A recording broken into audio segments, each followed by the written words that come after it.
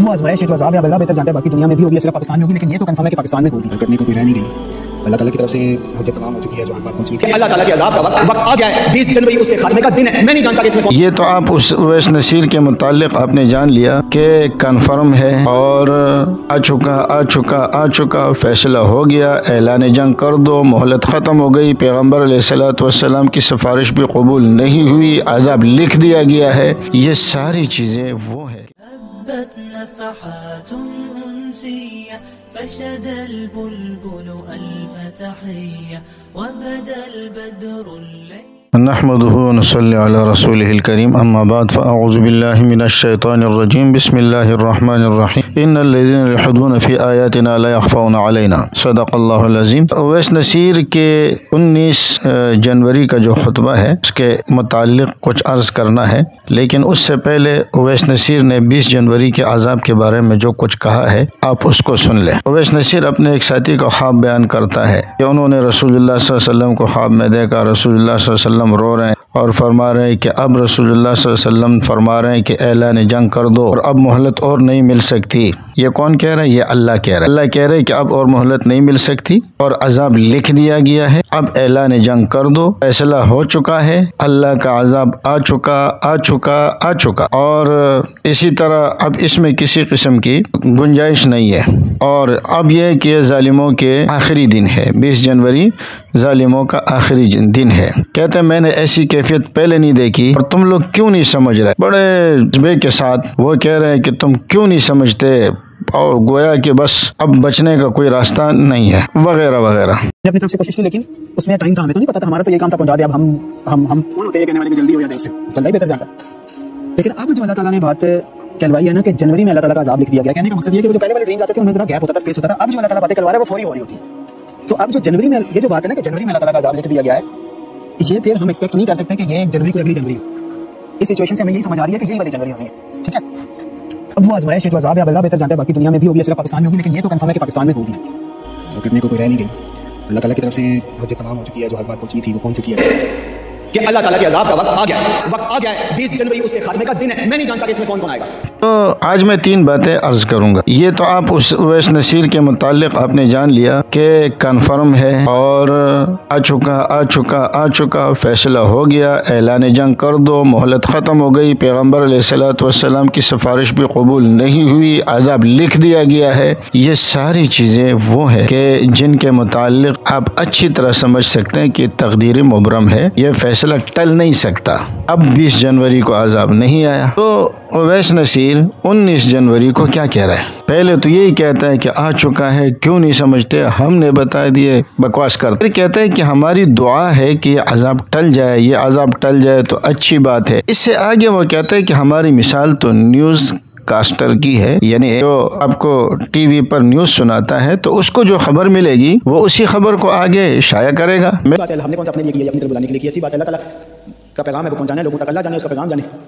کبھی news caster کو فکر ہوئی ہے کہ یہ میں خبر پڑھ کے سنا رہا ہوں تو صحیح ہوئی غلط، تو نیوز لوگوں کو بھی پتا ہوتا ہے، نیوز کاسٹر کو بھی پتا ہوتا ہے کہ میرا کام تو صرف خبر پڑھ کے سنانا ہے، پہنچانا ہے، ٹھیک ہے۔ میری مثال تو نیوز کاسٹر کی ہے، اب خبر دینے والا ویسے کرے یا نہ کرے اس میں ہمارا کوئی دخل نہیں ہے، خود کو سچا ثابت کرنے کی کوشش کر رہا ہے۔ نعوذ باللہ ثم نعوذ باللہ، اللہ نے اویس نصیر گدھے کو خبر دے دی کہ تم آگے لوگوں میں اعلان کر دو کہ عذاب آ چکا اور عذاب بھی کیسے قوم نوح والا، طوفان آ جائے گا، یہ ہو جائے گا، وہ ہو جائے گا، لیکن ساتھ میں کیا کہہ رہا ہے؟ اگر عذاب دینے والا وہ اپنے عذاب کو روک دے، بھائی آپ نے شروع میں جو بکواسات کی ہے تو اس بغیرت نے شروع میں جو بکواسات کی ہے، اس سے کیا معلوم ہوتا تھا کہ یہ تیر مبرم ہے۔ جب دیکھا تو اب بجائے اس کے کیا تو یہ جھوٹا بن جائے، اللہ جھوٹا بن جائے، تو خود کو بچانے کے لیے اب اللہ کو جھوٹا قرار دے رہا ہے۔ خبر دینے والے کی مرضی ہے، وہ چاہے تو اپنا اسٹیٹمنٹ واپس لے لے۔ جب اللہ نے وعدہ کر لیا،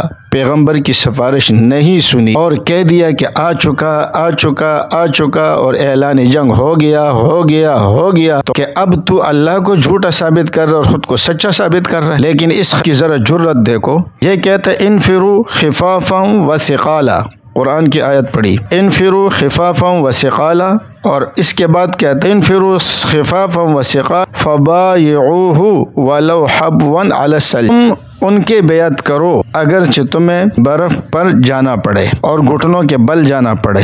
اس چیز کو انہوں نے قرآن کی آیت کے ساتھ ملایا۔ انفروا خفافا وثقالا وبايعوه ولو حبوا على الثلج، غالباً ایسے الفاظ ہیں، آپ خود سن لیں۔ اب مجھے بتائیں، یہ قرآن میں تحریف لفظی بھی کی اس خناس نے اور تحریف معنوی بھی کی۔ پھر وہ خفافا وثقالا کا مطلب یہ ہے کہ جا کے اس لونڈے کے ہاتھ پہ بیعت کرو۔ پھر وہ خفافا وثقالا کا مطلب یہ ہے تم جا کر جنہوں نے تحریف کر لی۔ پھر انہوں نے کہا کہ ہم یہ پیشن گوئیاں جو کر رہے ہیں یہ اس لیے کر رہے ہیں تاکہ پتہ چلے، اور اس پر قرآن کی آیت پڑھی ستعلمون من هو فی ضلال مبین، تمہیں پتہ چل جائے گا کہ کھلی گمراہی میں کون ہے۔ ہمیں 20 جنوری کو بھی پتہ چل گیا، اس سے پہلے بھی ہمیں پتہ تھا کہ شخص مرتد ہے، لیکن 20 جنوری کو ہمیں پتہ چل گیا نا کہ جھوٹ پر بولنے والے کون ہیں۔ جھوٹ بولنے والے تم ہو۔ اس مرتد کو امام مہدی بنانے میں سب سے بڑا کردار تیرا ہے۔ تو نے یہ خواب دیکھے ہیں اور تو نے ہی اس کو لوگوں کے سر پہ بٹھایا ہے۔ جب تیرا یہ خواب اور یہ پیشن گوئی جھوٹی ثابت ہو گئی تو اس سے تیرے جھوٹے امام مہدی کی پوری عمارت ہل جاتی ہے، ورنہ خود تو ایک ہے نا، کہتے یہ کوئی بڑی بات نہیں ہے کہ عذاب ٹل جائے۔ تو یہ کوئی بڑی بات نہیں ہے کہ ہم نے بات کی تو پوری نہیں ہوئی، تو اچھی بات ہے، ہم نے کون سا اپنے لیے کیا، اپنی طرف بلانے کے لیے کیا، اچھی بات ہے، اللہ تعالیٰ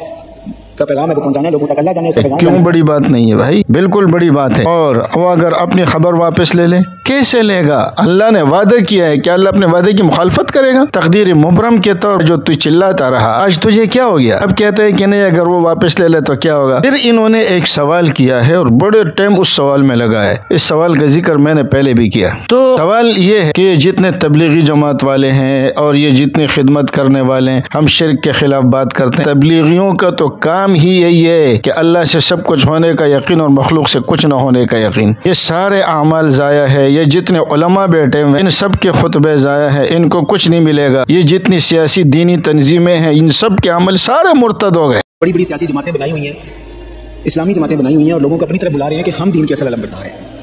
ان لوگوں سے بھی میرا سوال ہے کہ جو کسی اسلامی جماعت کا، کسی تبلیغی جماعت کا، کسی اجتماعیت کا امیر کیا تھا لوگوں کو دین کا پرچار کرنے، صرف اس ٹٹو کے پیچھے چلنے والے مسلمان ہیں، باقی سارے مرتد ہو گئے۔ اور پھر اس کے بعد جو مجاہدین ہیں جہاد کر رہے ہیں اور وہ شہید ہو رہے ہیں، پھر کہتے ہیں وہ اپنے آپ کو شہید کہتے ہیں، پتہ نہیں شہید ہے یا نہیں۔ ان لوگوں سے بھی میرا سوال ہے جو جہاد کے علم اٹھائے ہوئے ہیں اور ان کو لگتا ہے کہ وہ کفار کے ساتھ برسر پیکار ہیں اور اس عمل میں جان سے جانے والے خود کو شہید سمجھ رہے ہیں یا نہیں، اس کو الگ بات ہے۔ میرا سوال ہے ان سے، فلسطین میں مرنے والے مردار ہے، وہ ان کے نزدیک شہید نہیں ہے۔ افغانستان میں لڑنے والے مردار ہے، کشمیر میں لڑنے والے مردار ہے۔ اور کیوں مردار ہے؟ اس لیے کہ وہ ان مرتدوں کے ساتھ شامل نہیں ہوتے۔ اتنا بڑا ظلم۔ کہتے ہیں کہ اگر یہ سب سے آج اگر محشر کا دن ہو جائے اور اللہ پوچھے کہ تم نے محمد قاسم کو کیوں جھٹلایا تھا تو کیا جواب دو گے؟ اللہ کا نبی پوچھے کہ تم نے میرے بیٹے کو کیوں جھٹلایا، کیا جواب دو گے؟ ہمارے پاس جواب ہے اویس نصیر، آپ پریشان نہ ہو، اور یہ جواب میں پہلے بھی دے چکا ہوں کہ یا رسول اللہ، آپ نے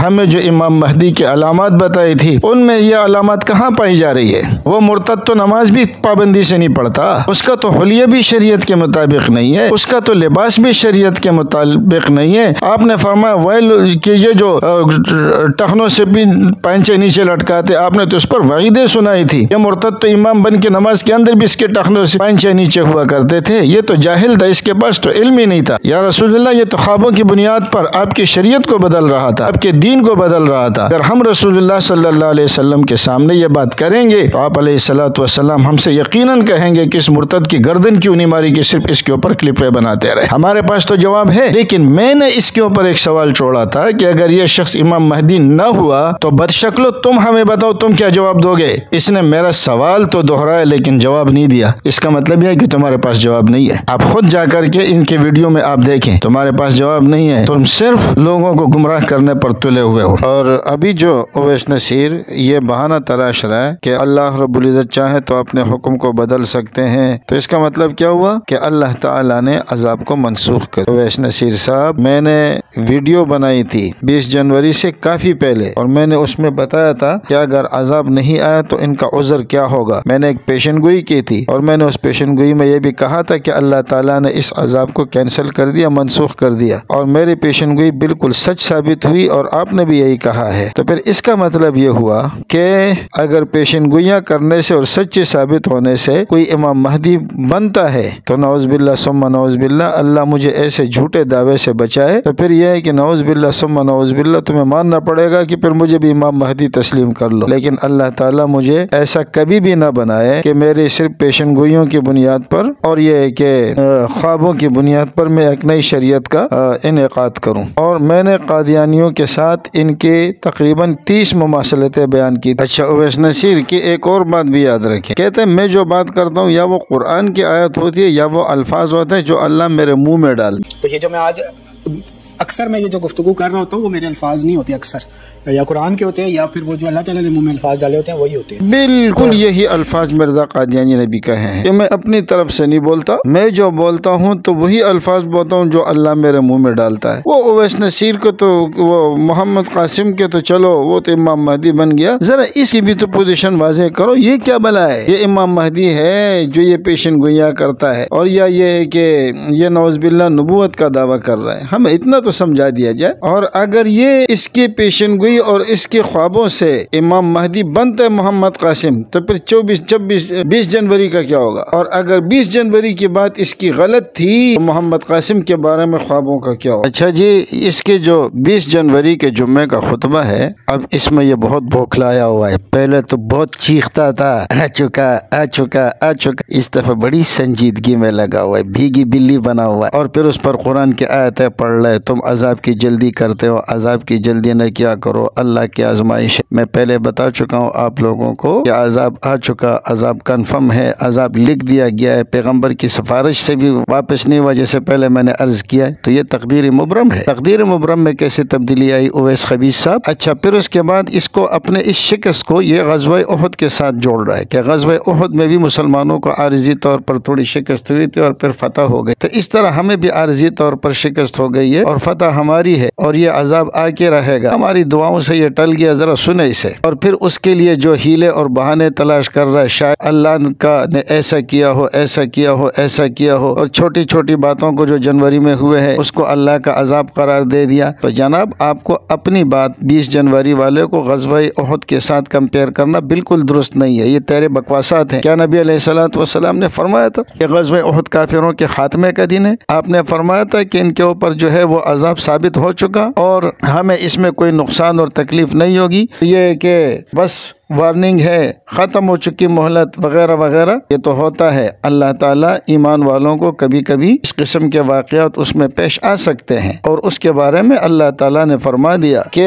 یہ مسلمانوں کو عارضی طور پر شکست کیوں ہوتی ہے۔ وَلِيَعْلَمَ اللَّهُ الَّذِينَ آمَنُوا وَيَتَّخِذَ مِنْكُمْ شُهَدَاءَ، اور آگے فرمایا وَلِيُمَحِّصَ اللَّهُ الَّذِينَ آمَنُوا وَيَمْحَقَ الْكَافِرِينَ، اس کی حکمتیں اللہ رب العزت نے بیان فرما دی ہے، اور اس کو آپ اس کے ساتھ اپنے واقعے کو پیش نہیں کر سکتے۔ آپ کی پیشن گوئیاں تھی، آپ قوم کو ڈرا رہے تھے، اور جیسے پیچھے میں نے کہا وہ تقدیر مبرم تھا، اور یہ جو آپ کہہ رہے ہیں کہ ہو سکتا ہے کہ یہ ہوا ہو سکتا ہے یہ ہوا، اللہ نے اپنا عذاب کینسل کر دیا اور عذاب کو مؤخر کر دیا، مہلت اور دے دی۔ جناب عالی، یہ ویڈیو ہے میری، یہ میں نے بہت پہلے آپ لوگوں سے کہا تھا کہ یہ خبیث پھر جا کر کہ یہ ہیلے بہانے وہ امام مہدی کے یعنی اس کذاب کے خوابوں سے ہی لوگوں کو فتوے دے رہا ہے، تو اس سے بڑھ کر اور کیا قیامت کی نشانی ہوگی؟ ایک شخص فاسق و فاجر ہے اور یہ اس کے فسق و فجور کا دفاع کر رہا ہے، اور وہ خود کہتا ہے کہ جی آپ لوگ کہتے ہو کہ بغیر داڑھی والا ہے، انگریزی لباس والا ہے، میں کیسے اس کو امام مہدی مانوں؟ اور ان کی پارٹی اس بات پہ لگی ہوئی ہے کہ نعوذ باللہ امام مہدی کو فاسق و فاجر تسلیم کر لیں، اور